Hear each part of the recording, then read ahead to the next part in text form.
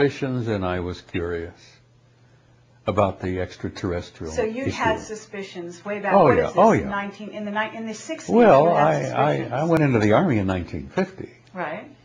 And I paid attention, and I used to read a lot. And I always had a nagging suspicion that there was something more going on out there than we were being told. Did you know about underground bases at that point? No, not at that time. Uh-huh. Now, being exposed to this shape study in 1964 Right. was simply the appetizer for me. It opened my mind to the point that, oh my God, this is real. Not only did I see reports and study analyses and photographs, and there were autopsy reports I was able to study, because there had been crashes and retrievals of bodies and all the rest of it. So how many pages was the report? Oh, the study itself was about 1.5 inches thick. Oh, so it's quite like a book. Yeah, well, it was supplemented, supported by about 10 inches of appendices and, what do they call them, annexes. Really? There were 10 of them. So the study had laid out the problem, as any military study will do. It laid out the problem, the purpose and the meaning of the study, and some of the conclusions of the study. And then it referred to the annexes, which were the ones that had all the details. I see. For example, there was an annex on retrieval of bodies and autopsies with photographs. Okay. So once I got a chance to go through this thing, with my cosmic clearance allowed me access to it in the vault. At any time you could go back in? Well, at any time I was on duty in SHOCK. SHAPE is Supreme Headquarters Allied Powers in Europe. SHOCK is the Supreme Headquarters Operations Center. It was the war room. Okay. I worked in there regularly. I ran duty rosters. I was a senior NCO at the time. I was a senior master sergeant at the time. And my clearance allowed me, I had a desk in SHOCK. I had a desk in the Operations Center over in the corner. And I ran the duty rosters, and I was in charge of giving assignments and all to all of the lower enlisted men. I even ran a duty roster for the controllers, which were 06 rank, colonels, captains in the Navy, and we were in the middle of a bloody Cold War. Okay, so it was during the This Cold was War. in 1960. I arrived in 63. Right. The study was completed in 64. The Warsaw Pact and NATO were lined up along a divided Europe. We were bristling with arms. We had 50 divisions here. The Soviets and the Warsaw Pact had 100 divisions here. World War III was just moments away. Okay. That's how close it was. So young what you're people like saying- yourselves cannot imagine what that would be like. So this is a serious desk that you've got. Yeah, in other words. yeah. It's a lot of I responsibility. worked in the war room. I had access to the vault, and my clearance allowed me there.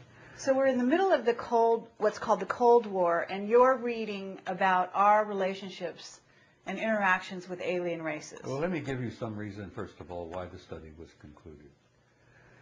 In February of 1961, there was a massive flyover of unidentified objects coming out of the east from the Soviet Warsaw Pact area, flying toward the west, coming over our lines, over NATO lines, over Germany, over France.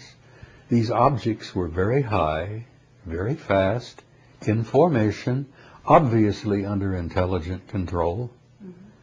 Did you And they see were this? circular disc shapes. Did you see it? I didn't, no. Was it filmed? I wasn't there in 61. Was it filmed? Well, oh yes, we had film of it. Really? The How point many is were that there? How many were Gordon there? Cooper, who I'm sure you're familiar with, one of Yeah. our famous astronauts Yes. from the old years. Gordon's gone now. But Gordon shared with me one time, and he shared it publicly. He said, when I flew over Germany in the 50s, he says, we'd see these things all the time. He says, we wondered what they were, because it was obviously they were under intelligent control. They would fly over our lines. They'd come out of the Soviet sector flying west. as I said, over France, Germany, France, England. They'd turn north over the southern coast of England, and then they would disappear off of NATO radar over the Norwegian Sea. Okay, and you knew, or I assume, the government figured out they weren't Soviet. Is that right? The government didn't know from the very beginning, at least NATO didn't, what they were. We thought they were Soviets for a time. We learned that the Soviets thought they belonged to us. Right. But they were very high, very obviously under intelligent control, in formation, and they would come sometimes en masse. The flyover in February of '61 was a couple of hundred of them. They couldn't count them. Well, And they thought, oh my God, World War III started here. Exactly. Didn't the base at that point aim and shoot? Everybody got on alert. We didn't have the capability to shoot because they were too high and they were too fast. Oh. And in those days, we did not have the aircraft nor the weaponry to deal with this. And they were always obviously under intelligent control. So this is why the study was put into The study was initiated in '61. I arrived in '63. It was concluded and published in '64. And that, as I said, what's changed my life. Okay, what was the conclusion? You said they came to some conclusion. The study was designed initially to determine if there was a threat to Allied forces in Europe. It was a military study, a simple beginning. What the hell is going on? Is there a threat here? Is there? Was there? And they concluded after 3 years, apparently not. No threat. Really? That's right.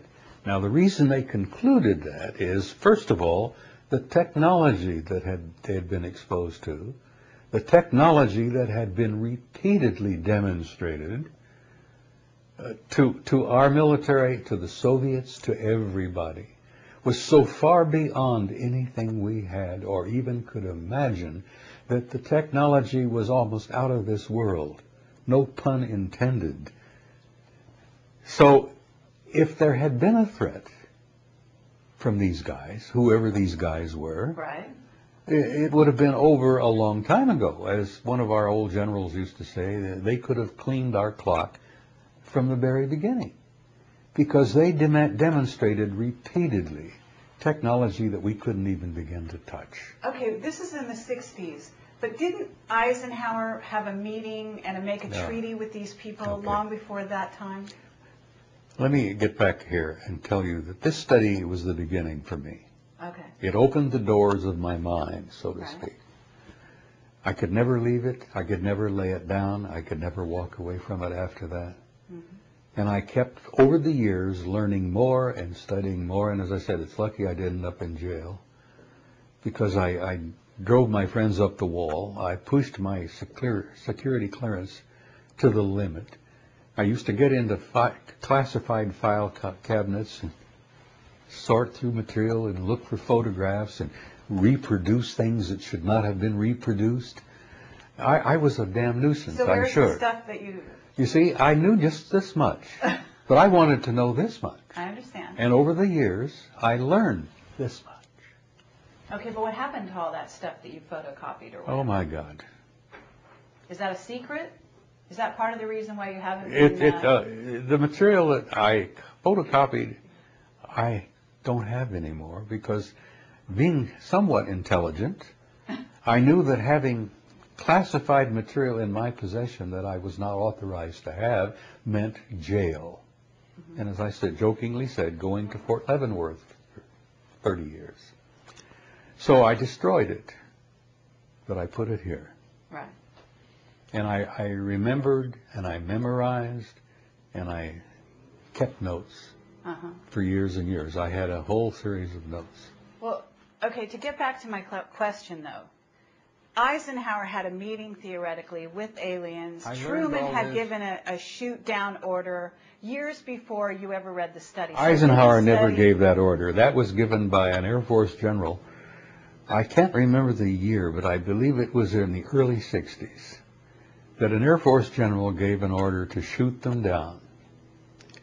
That order was revoked within 90 days because something like 30 aircraft. Because when we started shooting at them,